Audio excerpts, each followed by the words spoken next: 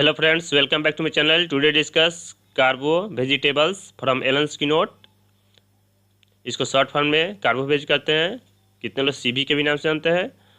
First of all इसका common name देख लेते हैं, वेजिटेबल चारकोल। इसके अलावा और भी इसका नाम है, देख लेते हैं यहाँ पे कॉमन नेम। फर्स्ट में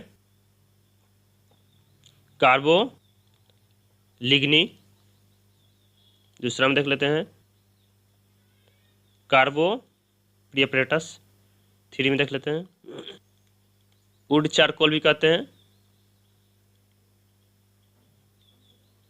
फोर में देख लेते हैं इंडियन में देखते हैं, इंडियन में इसको बोलते हैं अंगारा। अब इसको देख लेते हैं प्रिपरेशन कैसे करते हैं। प्रिपरेशन, यह एक बीच ट्री होता है जिसके वुड से हम लोग क्या करते हैं, बनाते हैं इसको क्या करते हैं, इसको कंबसन करते हैं, इसको जलाते हैं और बहुत कम इसमें एयर का एंट्री रहता है।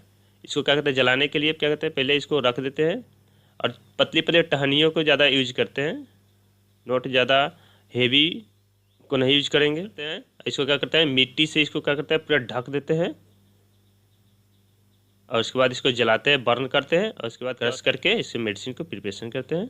यहाँ पे छोटे से इमेज में दिखाया गया है, पूरा ब्लैक रहता है। आइए इसके क्या करके हम सिम्टम देख लेते हैं। For the bad effect of exhausting disease, exhausting disease के बैड इफेक्ट को बहुत आसानी से क्या करता है, ख़त्म करता है। वेथार्ड में तो क्या होता है, चाहे यदि इन यंग और ओल्ड, चाहे नौजवान हो और या तो बूढ़ा हो। चाइना भी है, फास्फोरस भी है और सोडियम भी है। केचेक्टिक पर्सन्स, जो कि बहुत कमज़ोर पर्सन्स हो, हुज, जिनकी वाइटलिटी हैज़ बिकम वीक्ड और एग्जॉस्टेड, जिसकी वाइटलिटी यानी क्या होता है, शारीरिक शक्ति क्या होता है, कमज़ोर हो गया है और एग्जॉस्टेड हो गया है यानी थका हुआ है, यानी बहुत कमज़ोर है।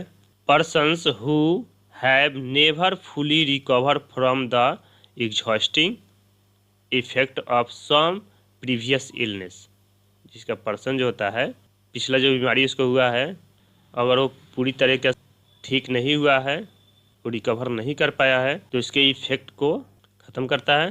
जैसे अस्थमा हो गया, डेट्स फ्रॉम मिजिल्स, बचपन का कोई मिजिल्स है, खसरा है, पार्टूसिस है या तो बचपन का कोई काली खांसी है, पार्टूसिस काली खांसी को भी बोलते हैं। इनडाइजेशंस फ्रॉम ए ड्रंकन डिबॉच, डिबॉच है नशे में जो रहता है, डिबॉचेजमेंट क्या होता है, नशा करने वाला। Bad effect from a long ago injury, कोई बहुत पुराना कोई इंजुरी है, उसके बैड इफेक्ट को भी क्या करता है, खत्म करता है। Has never recovered from effect of typhoid, अगर रिकवर नहीं हुआ है इफेक्ट ऑफ टाइफाइड का इफेक्ट, तो उसमें भी हम कार्बोवेज को यूज कर सकते हैं और सोडियम को भी यूज कर सकते हैं। एलिमेंट फ्रॉम देख लेते हैं, एलिमेंट्स फ्रॉम क्यूनाइन से इसका डिजीज हो सकता है, स्पेशली सप्रेस्ड इंटरमिटेंट, या कोई सप्रेस हो गया इंटरमिटेंट फीवर, उसमें देखते हैं ज़्यादा कोई क्यूनाइन यूज कर रहा है, उससे कोई बीमारी हो रहा है, तो उसमें कार्बोवेज हम देने पर आराम मिलता है। एब्यूज ऑफ मरकरी का अगर कोई मिसयूज कर रहा है, ज़्यादा ले रहा है, तो उसके भी वजह से कोई बीमारी हो रहा है, तो उसमें कार्बोवेज हम यूज करेंगे। साल्ट, नमक से, साल्ट मीट्स स्पॉइल्ड, कोई खराब मछली हो गया, ऊपर हम कार्बो एनिमलिस में भी देख चुके हैं, खराब मछली से भी कोई डिजीज हो रहा है तो कार्बो एनिमलिस भी दे सकते हैं। मीट्स, कोई खराब मीट हो गया, और या फैट्स हो गया, कोई तेलीय चीज़ हो गया।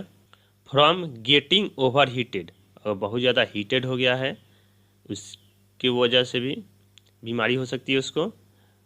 एंटिम क्रूड भी है, हम पढ़ चुके हैं, इसको एक बार रिवीजन करिए आप लोग।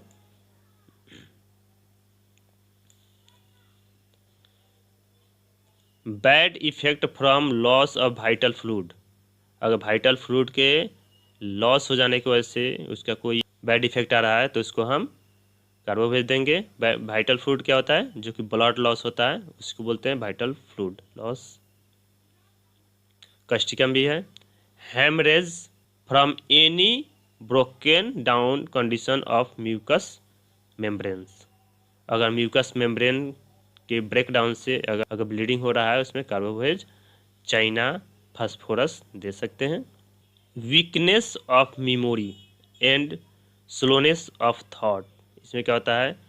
यादाश्त क्या होता है? कमज़ोर हो जाता है और सोचने की शक्ति क्या होता है उसमें कम हो जाता है।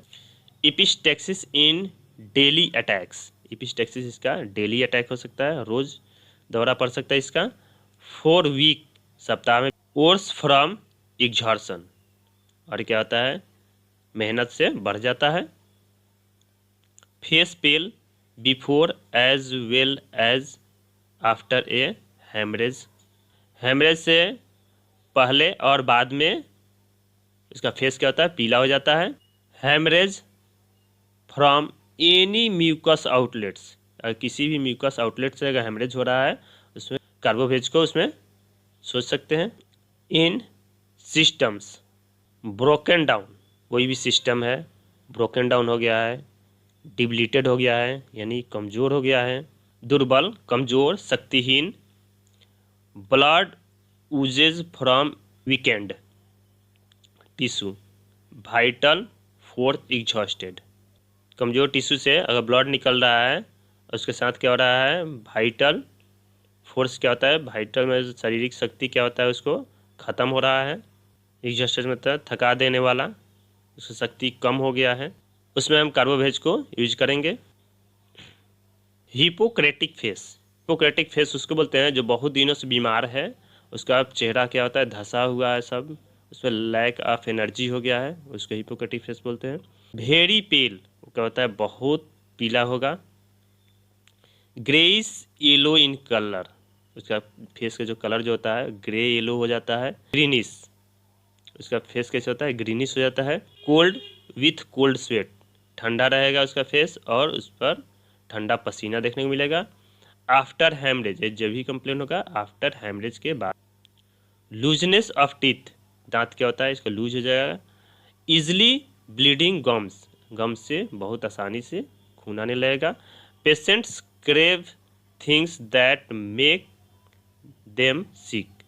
इसमें क्या होता है? पेशेंट चाहता है कोई भी चीज़ जिससे वो बीमार हो सके। ओल्ड टॉपर्स क्रेव विस्की और ब्रांडी। कोई पुराना कोई शराबी जो कि उसको क्रेविंग रहता है विस्की के और ब्रांडी के। Want clothing loose around abdomen, वह चाहता है पेट पर ढीला कपड़ा।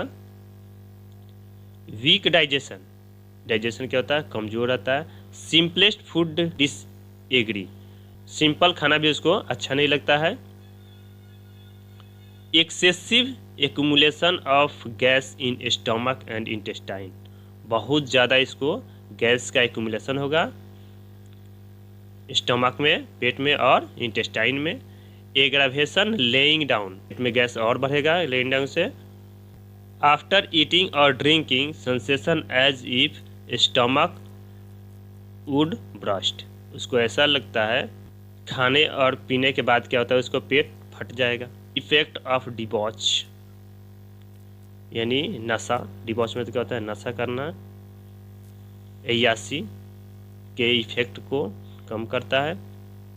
लेट सपुरे यानी सपुरस मतलब रात्रि का भोजन लेट से कर रहा है।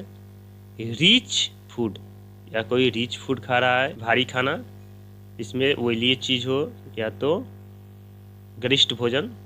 इरेक्टेशन गिव्स टेम्प्रोरी रिलीफ, ढकार से टेम्प्रोरी उसको रिलीफ होता है, समय के लिए आराम मिलता है।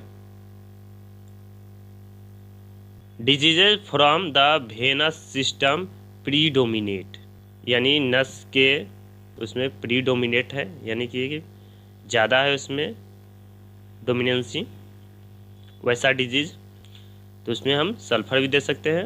और कार्बोवेज भी दे सकते हैं। सिम्टम्स ऑफ इम्परफेक्ट ऑक्सीडेशन, उस सिम्टम में इम्परफेक्ट ऑक्सीडेशन होगा, यानी कि उसमें ऑक्सीजन की कमी रहेगी। Deficient capillary circulation causes blueness of skin and coldness of the extremities. इसमें क्या होता है, कैपिलरी में क्या होता है, सर्कुलेशन कम हो जाता है, जिसकी वजह से क्या होता है, स्किन ग्लू हो जाता है और कोल्ड हो जाता है। स्पेशली हम देखते हैं एक्सट्रीमिटीज़ में, एक्सट्रीमिटीज़ क्या होता है, डिजिटल पार्ट होता है, उसमें सर्कुलेशन कैपिलरी बहुत ज़्यादा होता है, जिसकी वजह से ये सिम्टम्स देखने को मिलेगा डिजिटल पार्ट्स में। Vital nearly exhausted, vital force क्या होता है, पूरी तरह से क्या होता है, एग्जॉस्टेड रहता है, यानी थका देने वाला रहता है। Desire to be constantly fanned, उसका हमेशा इच्छा रहता है, यानी पंखा का हवा। हॉर्सनेस यानी गला बैठना। एग्रावेशन इवनिंग, यानी शाम में बढ़ जाएगा। डैम्प इवनिंग एयर, अगर शाम में नमी वाला हवा बह रहा है उससे भी इसका हॉर्सनेस होगा।